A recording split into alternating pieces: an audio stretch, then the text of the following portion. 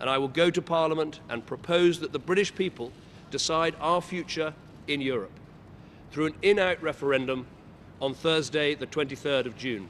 So we now know when we'll vote on Britain's future within the European Union, but how many of us actually know what Europe does for us? And what a better way to learn about Europe than to come to Europe, to Brussels, and the home of the European Commission. It's here in Brussels where key decisions are made on things like trade, security, and even things like fishing quotas. But are we better in or out? Let's get power back to our own parliaments. Let's make our own decisions. Why have them made in Brussels when you have to take into account the views of all 28 states? Let's have the decisions made in our own country by our own people. And I think people want their money in their own country. They don't want to be continually pouring money into the European Union, which squanders it on mad projects which do not benefit the United Kingdom in any way, shape or form.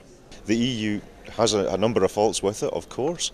Nothing that humankind has created is perfect, but it's an awful good project for Scotland to be part of. We've got Erasmus, we've got structural funds, we've got assistance towards kicking on renewables, we've got a single market of 500 million people, we've got human rights, we've got decency and a social Europe.